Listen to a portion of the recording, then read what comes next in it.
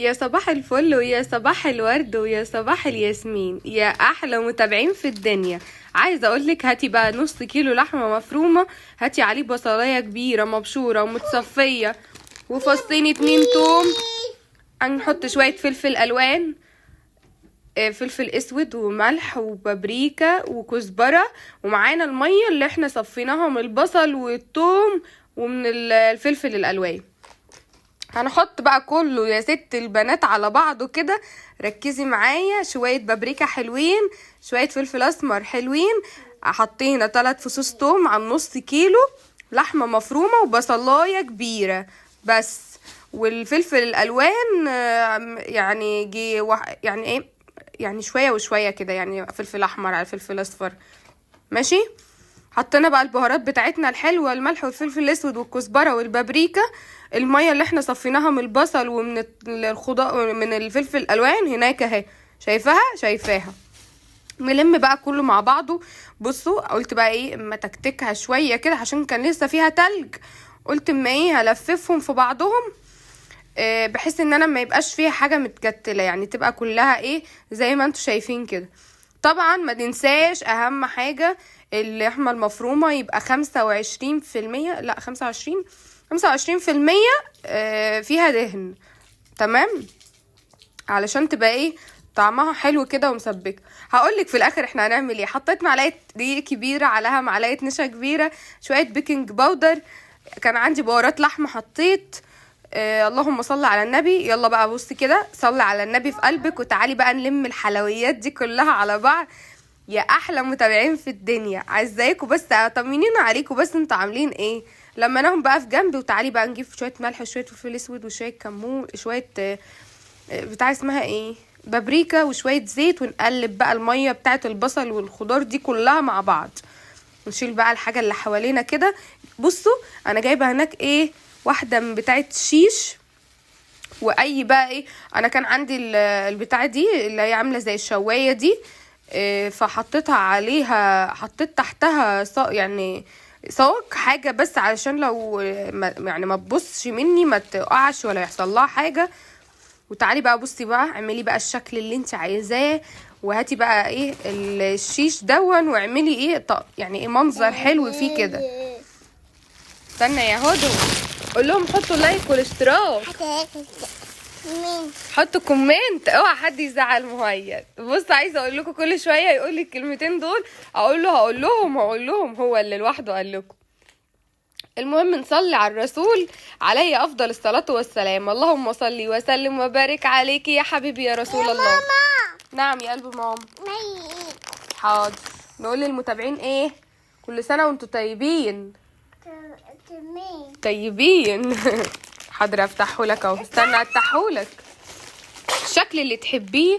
الله انت داخل عندك برد، ربنا يسترها. الشكل اللي تحبيه والشكل اللي انت عايزاه بقى اعمليه. انا بقى حبيت الشكل ده، ممكن تعمليهم كده في صواني وتدخليهم الفرن. لا انا بقى ايه بستغل بقى الفرصه ونعمل الشكل الحلو ده. خلاص نكمل بقى الاخر نخلصه ونرجع لكم. بصوا عايزه اقولك ده اللي فضلت من نص كيلو، انا حسيت ان دول كويسين هيقضونا، والحته اللي فضلت دي حطيتها في علبه في الفريزر. يلا بقى ندلع الدلع والحلويات ايه، ميه بقى اللي احنا عملناها وحطينا عليها البهارات وشويه الزيت، اهم حاجه شويه الزيت عشان اللمعان والحلاوه دي، نحطها على الوش من فوق كده. بصي بقى احنا هنشغل الشوايه، حطيناها فوق ورجعنا قلبناها على الوش التاني، حطينا يعني ايه كله، احنا شغلناش الا الشوايه بس. اتفقنا. عايزه اقول لك طعمها زي العسل، جربيها وان شاء الله مش هتندمي. يا رب يجعلها دخلت سنه سعيده علينا كلنا يا رب، وما يحرمش حد من حد ابدا، ويجعلها دخلت رمضان الهنا والسعد عليكم والايام الحلوه كلها، ربنا يرضيكم يا رب.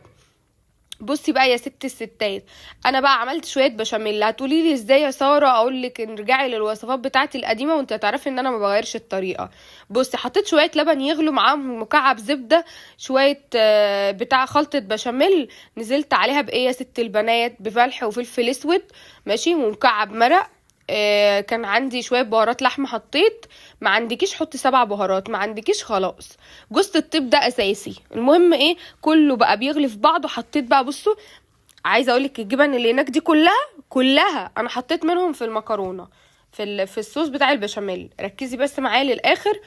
هرجع واقولك تاني، اللبن بعد ما غلي نزلت بمكعب زبده، حطيت عليه نص كيس الخلطه بتاعه البشاميل، نزلت بملح وفلفل اسود ومرقه. اهم حاجه ظبطي الملح، دوقيه والمرقه وجوز الطيب. ولو عندك بهارات لحمه حطي، ما عندكيش حطي 7 بهارات، ما عندكيش مش مشكله خلاص، المرقه هتغني عن كله.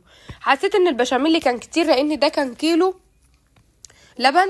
المهم ايه، ده كيس مكرونه 350 جرام تقريبا من قياس المكرونه اللي انا بجيبها. قعدت ادور ما لقيتش مكرونه اقلام، ولا لقيت اللي هي السباكيتي اللي هي الشرايح التخينه دي، ما لقيتهاش بصراحه. بصوا لقيت دي، فسلقتها وبقى وصفيتها كويس، وبعد كده رحت حطها في البشاميل. نقلب بقى كل الحلويات دي مع بعض. ليه يا ساره ما بتحطيش لحمه مفرومه في البشاميل؟ عشان انا وجوزي ما بياكلش اللحمه المفرومه بالبشاميل. ابو مهيد ما بيحبش اللحمه المفرومه بالبشاميل، بيحب الوايت صوص دي اللي هي كلها جبن وايت صوص بس. اتفقنا دي هتتسمى ايه؟ مكرونه وايت صوص. ركزي بقى معايا للنهايه. انا ليه حطيت في الاطباق دي؟ علشان انا ممكن طبق واحد، يعني انا طبق واحد قضانا انا وجوزي، الطبق التاني ده لو فضل منه حاجه وحطيته في التلاجة وغطيته مش هيحصل له اي حاجه. اتفقنا.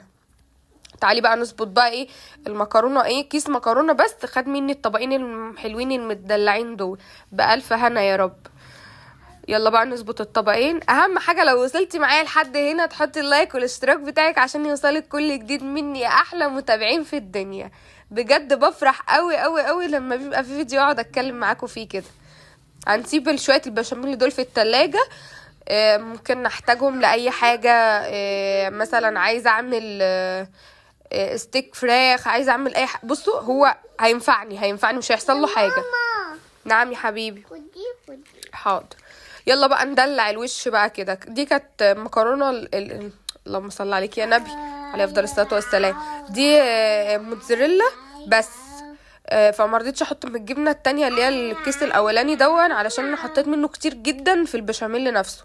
يلا بقى نحط الوش بقى وندلع الدلع بقى. بصوا عايزه اقول لكم يا حلاوه الحلويات، يا بصي القروبه عملتها حلوه.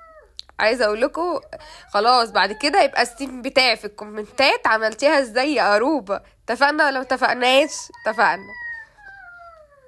نظبط بقى الوش بتاعنا والحلويات دي. عندي بقى شويه فلفل الوان كده، حطيت ايه، قلت اعمل شكل. لو كان عندي زيتون والله كنت حطيت، بس انا للاسف ما عنديش زيتون، لسه هنزل اجيب. هجيب بقى في حاجه رمضان بقى. انا دلوقتي بجهز في حاجه رمضان. والله عملنا الكرنب وفرزناه، ولسه هجيب كرنب كمان.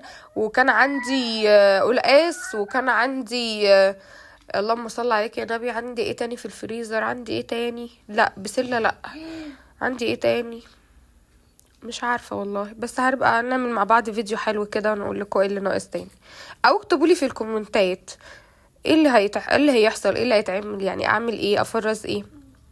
كل رمضان كده بحتار بصراحه، لان ما ببقاش عارفه اعمل ايه. لان انا من النوع اللي ممكن بيجي عليا وقت في الاسبوع بفرز كل حاجه واعمل كل حاجه على ان اطلعها. بس يعني الفراخ بتبلها، المكرونه بعمل لها البشاميل بتاعها في الفريزر، كوبيبه بقرصها واحطها في الفريزر. القلقاس طبعا عندي، الخضره ممكن يعني يبقى عندي في الفريزر لاي حاجه محشي ولا كده. صلصه المحشي نفس الكلام، كرنب موجود، ورق عنب بيجهز، في ناس بتجهزهولي. ايه تاني بس.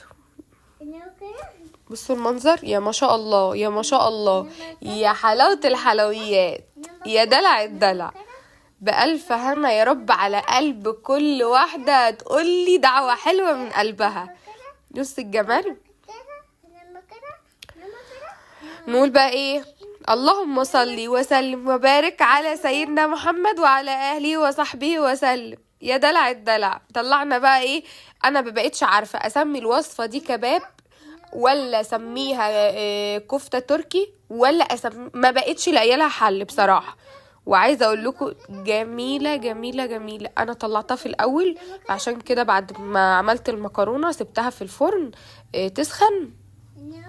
بس بقى اعملي بقى شويه بطاطس محمرين، اعملي جنب منهم طبق طماطم وخيار وسلطه حلوه كده، وبألف هنا على قلبك يا رب.